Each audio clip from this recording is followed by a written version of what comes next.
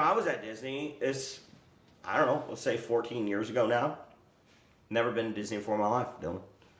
I'd always wanted to go, never had the money to go. I heard about it, thought it was magical. Be honest with you, I really thought when I was a child that was like some magical land that you had to have like Peter Pan type abilities to get to because, it seems so elusive to me. And I had like built it up in my mind that this is the place, right? It's like heaven on earth. And so I get there. I am 38 years old, 39 years old by the time I finally get to Disney for the first time. And I was supposed to go at 35 and almost passed away that year, got really sick. And I thought, honestly, I'm going to die and never see Disney. And a little bit of a heartbreak in my mind, but it is what it is. And so 38, 39 comes along, and I finally make it there. It's July. No, August. It was August. It was brutally hot, brother. And I'm 335, 40 pounds. I'm like waddling my way down Main Street.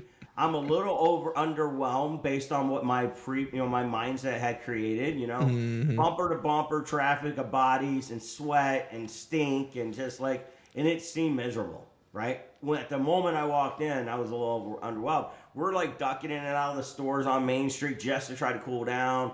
At the time, my family bought me this fan. It had water in it just to blow back in my face just because I was so overweight and so hot. And, and it could be 20 degrees in Chicago and I was still sweating at 340 pounds, right? So to be on like 110 degree weather with humidity, I was definitely sweating and pouring it out. And by the way, the odor wasn't Disney. It was my own body, I think. It was coming up from below. But I get through the streets, and back then we had these big maps. I actually have one of them on my wall here at the house, and this big map, and like I'm trying to figure it out. I've got it like stretched out. My hands are sweating. The sides of the map are wet because I'm sweating so bad.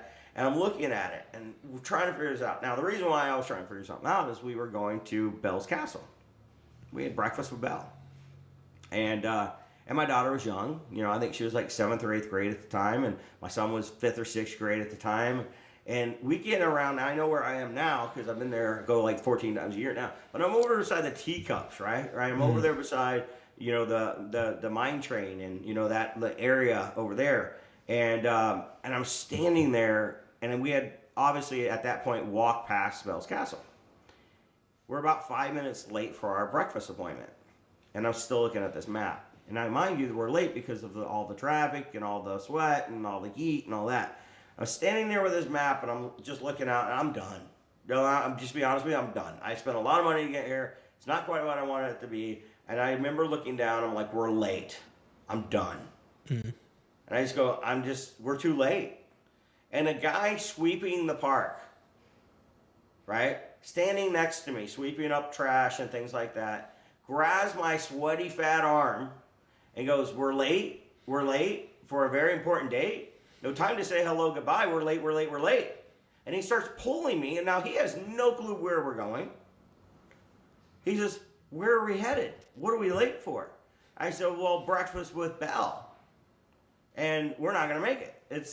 We're too late. He says, oh, you're right around the corner. We'll be there, and they will not want to start the breakfast without you. You're their VIP guest. I wasn't. I wasn't a VIP guest. I probably paid the cheapest amount ticket to get in the park and to get in there and have breakfast.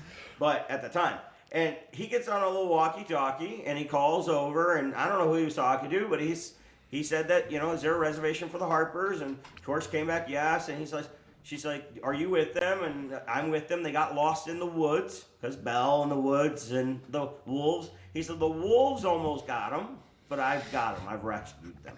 And they're on their way to Belle's Castle. So good. Oh, good. Beast is worried. And he is so very happy they're able today because he knows it'll make Belle's day if they are here for breakfast. And we get there, and they're standing there with towels. They're standing there with water bottle, waters for us. And they usher us back. And I sat down, Dylan, I start crying.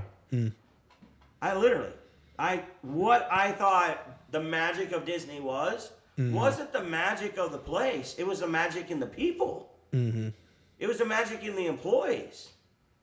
And I love Disney now, not because of the attractions, not because of the sweaty people, not because of those bumper-to-bumper traffic, not because of the apparel. It's got nothing to do with that. There's a magic at Disney that permeates from the culture of the people.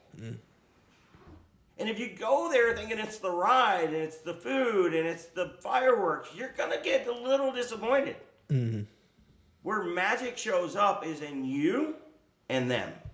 And the connection of the people that are running the park and your willingness to accept it and be a part of it. And when you give into that moment and you realize that they truly care and that they truly want you to have a happy, healthy time,